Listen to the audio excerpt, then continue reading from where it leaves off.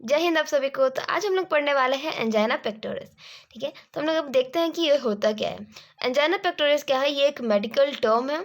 ठीक है, किसके लिए? चेस्ट पेन के लिए। ये होता क्यों है? कोरोनरी हार्ट डिजीज़ के लिए। ठीक है, कोरोनरी हार्ट डिजीज़ के लिए मैंने ऑलरेडी एक टॉपिक डाल दिया था यूट्यूब में।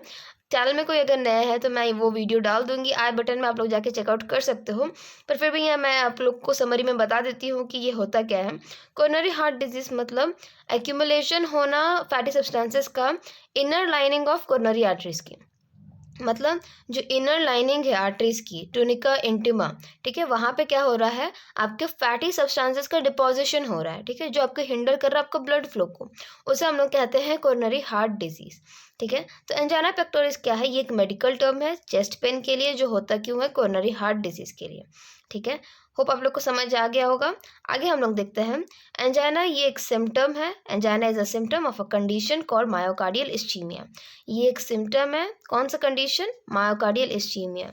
मायोकार्डियल इस्चीमिया एक कंडीशन है जहाँ पे आपकी हार्ट की जो एबिलिटी है पंप करने का, ठीक है, वो कम हो जाती है। ठीक है, तो ये एंजाइना क्या है? एक सिम्टम है, कंडीशन कॉल्ड मायोकार्डियल इस्चीमिया। ठीक है, इतना हम लोग समझ गए। आगे हम लोग देखते हैं क्या है। तो आप लोग इसे डेफिनेशन के फॉर्म में लिखना। मैं यहाँ फ्लो चार्ट बना दी हूँ, बट आप लोग इसे डेफिनेशन के फॉर्म में लिखना। ठीक है, तो आप लोग यहाँ देख सकते हो, when one or more heart arteries क्या हो जाती है? अभी कोरोनरी आर्टरीज। ठीक है, when one or more heart arteries becomes narrowed or blocked, जब वो नैरो या ब्लॉक हो जाएंगी तो आपकी heart muscle doesn't get enough blood and oxygen as it need. ठीक है, वो फर्दर लीड क्या करेगी? एंजाइना। तो ये बोल क्या रहा है, जब एक या एक से ज़्यादा हार्ट आर्टरीज मतलब कोरोनरी आर्टरीज आपकी ये नैरो या ब्लॉक हो जाएंगे तो उसमें क्या होगा, वो फर्दर लीड करेगा क्या? हार्ट मसल आपकी जो है उसको एनफ ब्लड और ऑक्सीजन नहीं मिलेगी। ठीक है, तो वो लीड करेगी एंजाइना। ठीक है, सिंपल था कि जब आपकी हार्ट आर्टरीज जब नैरो या ब्लॉक हो जाएंगी तो आपके हार्ट मसल्स को ब्लड नहीं मिलेगा और अल्टीमेटली ऑक्सीजन उसे नहीं मिलेगा जितना चाहिए उसे, तो वो फर्दर लीड क्या करेगी? एंजाइना। तो ये हम लोग समझ गए हैं। अब आगे हम लोग देखते हैं coronary blood flow can be decreased by. Coronary blood flow कम हो रहा है तीन कारणों से वो हम लोग आगे देखेंगे क्या क्या है। पहला तो है वैसोस्पाज्म। वैसोस्पाज्म टर्म का मतलब क्या होता है? कंस्ट्रिक्शन होना कोरोनरी आर्टरीज की। ठीक है, वैसोस्पाज्म मतलब constriction of the coronary arteries. ठीक है, ये फर्स्ट रीजन है। फिर सेकेंड क्या है? Fix stenosis. स्टेनोसिस मतलब होता है नैरोइंग।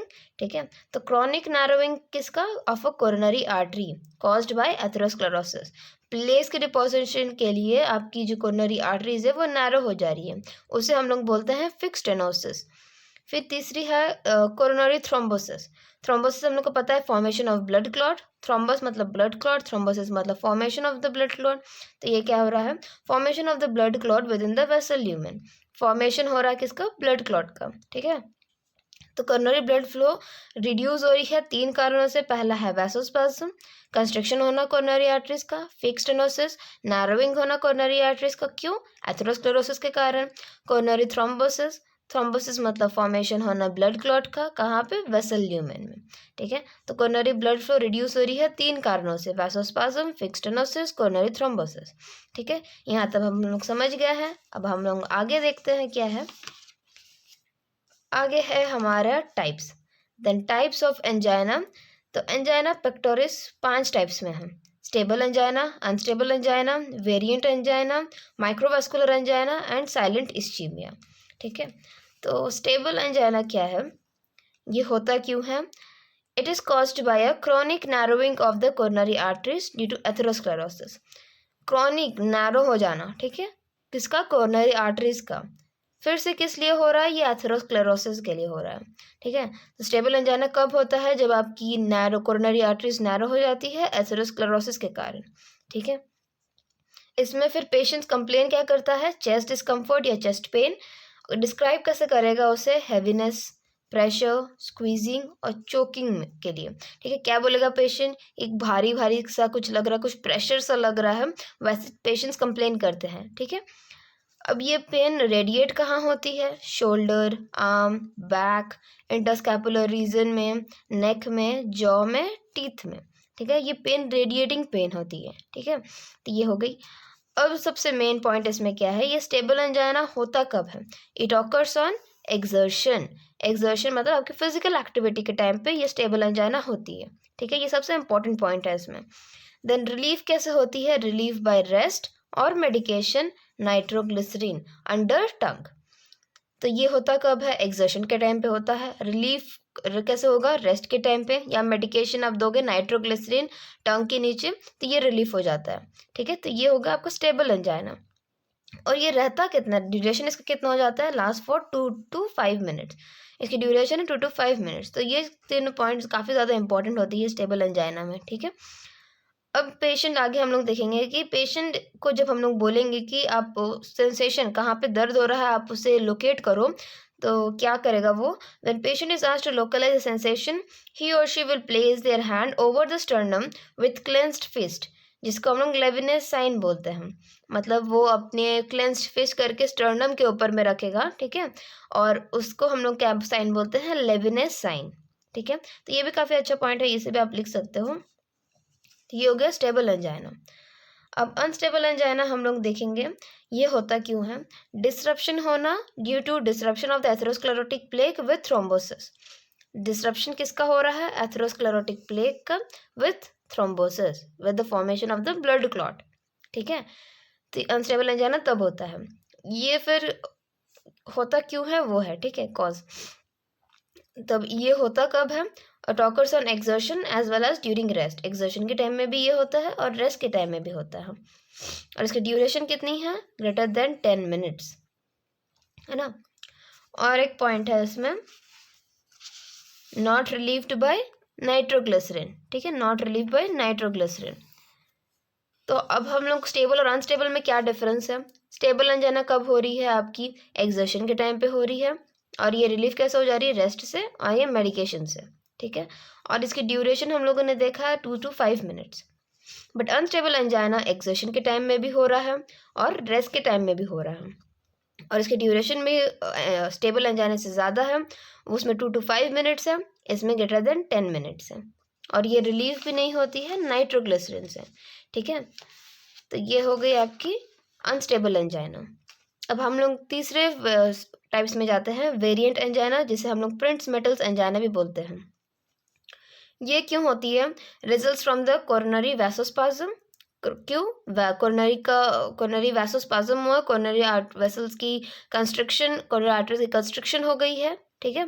तब ये क्या करेगा, temporarily reduces the coronary blood flow, आपकी कोरोनरी ब्लड फ्लो भी कम हो जाएगी और उससे ऑक्सीजन सप्लाई और डिमांड रेशियो भी कम हो जाएगा। तो वेरिएंट एंजाइना हो कब रहा है, जब आपकी कोरोनरी वैसोस्पाज्म हो रहा है, उससे आपकी blood flow, coronary blood flow कम हो जा रही है और उससे ऑक्सीजन सप्लाई और डिमांड रेशियो भी कम हो जा रहा है। तो ये होता है आपकी वेरिएंट एंजाइना, और ये occurs during periods of rest, usually at night.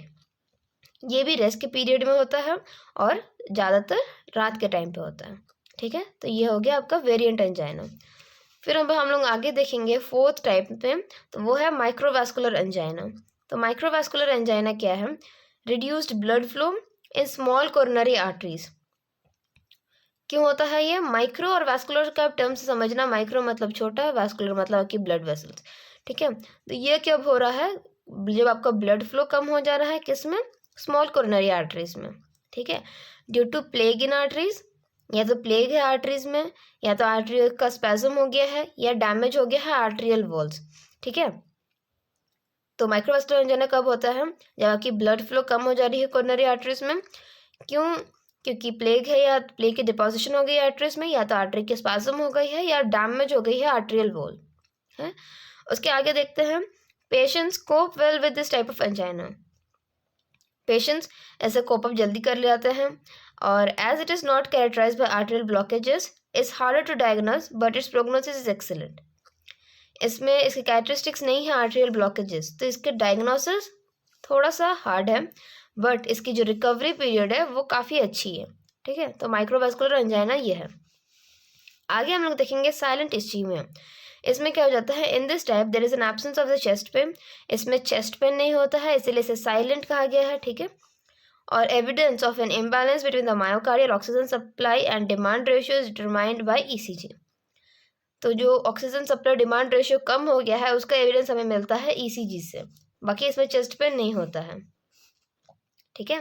तो ये थी आपकी 5 types, stable, unstable, variant angina, microvascular and the silent ischaemia. तो स्टेबल हो रहा था एंजाइना आपके एक्सर्शन के टाइम में, और रिलीफ हो रहा था रेस्ट और मेडिकेशन से। फिर अनस्टेबल एंजाइना क्या है? अनस्टेबल एंजाइना आपका एक्सर्शन के टाइम में भी हो रहा है और रेस्ट के टाइम में भी हो रहा है, ठीक है। और ये लास्ट कितना रहता है इसका ड्यूरेशन? ग्रेटर देन 10 मिनट्स, और ये रिलीफ नहीं होती है नाइट्रोग्लिसरीन से, ठीक है। ये थी अनस्टेबल एंजाइना। वेरिएंट एंजाइना में हम लोग देखा था ये होती है कोरोनरी वैसोस्पाज्म के लिए, जिससे आप कोरोनरी ब्लड फ्लो कम हो जाती है और इससे ऑक्सीजन सप्लाई और डिमांड रेशियो भी कम हो जाती है। ये हो जाती है वेरिएंट एंजाइना, और ये रेस्ट के टाइम में भी होती है, रेस्ट के टाइम में ही होती है, usually at night. Microvascular angina हम लोगों ने देखा था ये क्यों होती है? रिड्यूस्ड ब्लड फ्लो होना, किसमें? छोटे कोरोनरी आर्टरीज में, या तो क्योंकि यहाँ पे आर्टरीज में या तो प्लेक की डिपोजिशन हो गई है, या तो उसके स्पाज्म हो गई है, या तो उसकी डैमेज हो गई आर्टरियल वॉल, ठीक है। तो ये हो गई, और इसमें कैरेक्टरिस्टिक्स नहीं है आर्टरियल ब्लॉकेजेस की, ब्लॉकेजेस इसमें नहीं होते हैं, तो इसकी डायग्नोसिस भी थोड़ा हार्ड है, बट इसकी जो रिकवरी है वो काफ़ी अच्छी होती है। और साइलेंट इस्चीमिया में हम लोग देखा था इसमें एब्सेंस होता है चेस्ट पेन का, ठीक है। और जो मायोकार्डियल ऑक्सीजन सप्लाई और डिमांड रेशियो है उसकी एविडेंस हम लोग को मिलती है ईसीजी से। तो ये थी आपकी 5 टाइप्स। होप आप लोग को समझ आ गई होगी। अगर कहीं भी डाउट है तो आप लोग वापस पूछना मुझे कमेंट्स में, मैं आप लोग को समझा दूँगी।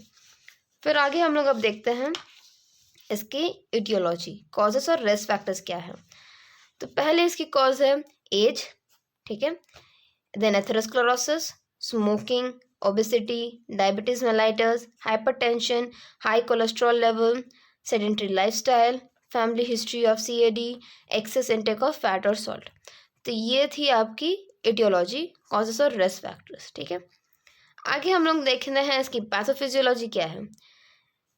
पैथोफिजियोलॉजी आप जो डेफिनेशन पढ़े हो उससे समझ के भी आप अपने से बना सकते हो, ठीक है। तो मैं आप लोग को बता दे रही हूँ। इनसफिशिएंट कोरोनरी ब्लड फ्लो होना, ठीक है, ब्लड फ्लो कम हुआ तो इससे ऑक्सीजन सप्लाई भी कम हुआ, ठीक है, डिक्रीज ऑक्सीजन सप्लाई। फिर इंक्रीज हो गया myocardium demand for oxygen, myocardium tissue की डिमांड जो ऑक्सीजन की है वो बढ़ गई है, ठीक है। अब need of oxygen exceeds supply, need ज़्यादा हो गई है सप्लाई से, उससे क्या लीड करेगी? एंजाइना पेक्टोरिस, ठीक है। ब्लड फ्लो कम हुआ, ऑक्सीजन सप्लाई कम हुआ, फिर डिमांड जो है मायोकार्डियम की ऑक्सीजन के लिए वो बढ़ गई है, नीड ज़्यादा है ऑक्सीजन की एक सप्लाई से, ठीक है, वो लीड क्या कर रही है? एंजाइना पेक्टोरिस, ठीक है। तो ये हो गई आपकी पैथोफिजियोलॉजी। अब आगे हम लोग देखते हैं इसकी science and symptoms, clinical manifestations हम लोग देखेंगे, ठीक है। तो क्लिनिकल मैनिफेस्टेशंस में हम लोग देखेंगे क्या, हम लोग ने देखा था साइलेंट इस्चीमिया में पेशेंट क्या चेस्ट डिस्कम्फर्ट को डिस्क्राइब करता है, कैसे करता है? स्क्वीजिंग से, हैवीनेस से, टाइटनिंग, बर्निंग, एकिंग। तो ये चेस्ट डिस्कम्फर्ट पेशेंट डिस्क्राइब करता है, ऐसे लग रहा है पेशेंट को, ठीक है। वीकनेस, साथ में स्वेटिंग, डायफोरेसिस, डिस्निया होना, नोजिया, वोमिटिंग। तो ये आपकी हो जाती है क्लिनिकल मैनिफेस्टेशंस। और आगे हम लोगों ने देखा भी था साइलेंट इस्चीमिया में कि पेन रेडिएट होता है, रेडिएटिंग पेन होता है ये। तो pain often spreads to the neck, jaw, arm, shoulder, throat, back, ठीक है। आगे हम लोग देखते हैं डायग्नोस्टिक इवैल्यूएशंस। इसमें हम लोग क्या करेंगे? हिस्ट्री कलेक्शन करेंगे, पूछेंगे पेशेंट को ऑनसेट कब से है, कहाँ हो रहा है, सीवियरिटी कितना है, सब हम लोग हिस्ट्री कलेक्शन में कलेक्ट करेंगे। देन उसकी फिजिकल एग्जामिनेशन करेंगे जहाँ पे हम लोग को साइंस सिम्टम्स देखने लगेंगे। ब्लड टेस्ट करेंगे देखने के लिए कितनी फैट है, कोलेस्ट्रॉल लेवल्स कितने हैं करके, ठीक है। और कार्डियक बायोमार्कर जो हम लोगों ने एमआई में पढ़ा था, एथेरोस्क्लेरोसिस में पढ़ा था, ठीक है, तो वो हम लोग चेक करेंगे कितना है, CKMB, ट्रोपोनेंस, मायोग्लोबिन, लैक्टिक डिहाइड्रोजिनेज। तो वो सब हम लोग कार्डियक बायोमार्कर्स पे हम लोग टेस्ट करेंगे, ठीक है। तो ये हो गई डायग्नोस्टिक इवैल्यूएशंस। और कुछ कुछ इवैल्यूएशंस है जैसे कि चेस्ट एक्सरे होना, ECG करना, कोरोनरी एंजियोग्राफी करना और CT स्कैन करना। तो ये कुछ हो गई आपकी डायग्नोस्टिक इवैल्यूएशंस, ठीक है। अब मैनेजमेंट में हम लोग क्या करेंगे? फर्स्ट हो जाएगा मेडिकल मैनेजमेंट। तो मेडिकल मैनेजमेंट में हम लोग क्या करेंगे? सबसे पहले ऑक्सीजन थेरेपी देंगे, ठीक है। उसके बाद में कोरोनरी वासोडाइलेटर्स देंगे। वासोडाइलेटर्स में क्या हो जाता है? नाइट्रोग्लिसरीन। फिर हम लोग बीटा ब्लॉकर्स देंगे, उसमें एग्जांपल क्या है? Metoprolol, propranolol. Then calcium channel blockers देंगे, वेरापेनिल, ठीक है। एंटीप्लेटिलेट एंड एंटीकोगुलेंट मेडिकेशंस देंगे जैसे कि हेपेरिन हो गया, एस्पिरिन हो गया, ठीक है, ये हो गया। देन कोलेस्ट्रॉल लोअरिंग एजेंट्स देंगे जैसे कि स्टैटिन्स। तो ये हो गया आपकी मेडिकल मैनेजमेंट। अब हम लोग सर्जिकल मैनेजमेंट में देखें तो एथेरेक्टोमी हम लोग करेंगे, coronary stent, percutaneous, transluminal coronary angioplasty, ठीक है। इन सब की मैंने डिटेल्ड वीडियो पिछले एथेरोस्क्लेरोसिस वीडियो में क्लास में उन्हें बताया था, तो मैं वीडियो आई बटन में डाल दूंगी, आप लोग उसमें जाके देखना, काफ़ी अच्छे से आप लोग को समझ में आ जाएगा कि ये सब प्रोसीजर होता कैसे है। Then coronary artery bypass surgery, ठीक है, तो ये CABG, तो ये सब हो गए आपकी सर्जिकल मैनेजमेंट। आगे हम लोग देखेंगे नर्सिंग मैनेजमेंट। नर्सिंग मैनेजमेंट में आप लोगों को काफ़ी जगह इसकी डायग्नोसिस भी देखने को मिलेगी, ठीक है, नर्सिंग डायग्नोसिस। तो मैंने यहाँ वहाँ नहीं लिखा है क्योंकि आप लोग काफ़ी ज़्यादा कंफ्यूज हो जाओगे, मैंने इतनी कंडीशन अभी पढ़ाना है, तो आप लोग काफ़ी ज़्यादा कंफ्यूज हो जाओगे क्या लिखना है, कहाँ पे क्या लिखना है करके। तो आप लोग 5-6 कॉमन जो नर्सिंग डायग्नोसिस सब कंडीशंस में काम आ जाएंगी, वैसा आप लोग फॉर्मुलेट करके रखना, ठीक है। तो काफ़ी आपको ज़्यादा इजी होगी एग्जाम टाइम पे आपको लिखने के लिए, कंफ्यूज नहीं होगे आप लोग, ठीक है। तो आज हम लोग बस हेल्थ एजुकेशन इसमें देखेंगे कि पेशेंट को क्या क्या हेल्थ एजुकेशन देना है। तो लाइफस्टाइल मॉडिफिकेशन सबसे ज़्यादा इंपॉर्टेंट है, तो इसमें हम लोग क्या बोलेंगे, stop smoking, then controlling weight, regularly checking cholesterol levels, regular exercise, avoiding stress, eating fruits vegetables and the low fat foods. तो ये सब कुछ हम लोग एडवाइस करेंगे पेशेंट को फॉर द लाइफस्टाइल मॉडिफिकेशन, ठीक है। तो ये थी आज हम लोग की कंडीशंस एंजाइना पेक्टोरिस। हम लोगों ने उसकी डेफिनेशन देखी, उसके टाइप्स देखे, देन कॉजेस, पैथोफिजियोलॉजी, तो ये सब हम लोगों ने आज देखा, ठीक है। होप आप लोग को समझ में आ गई होगी। अगर कहीं भी कुछ भी डाउट है आप लोग को, तो आप लोग कमेंट सेक्शन में मुझे कमेंट कर देना, मैं आप लोग को वापस से समझा दूंगी, ठीक है। तो फिर मिलते हैं हम लोग नेक्स्ट वीडियो में, नेक्स्ट क्लास में, तब तक के लिए जय हिंद।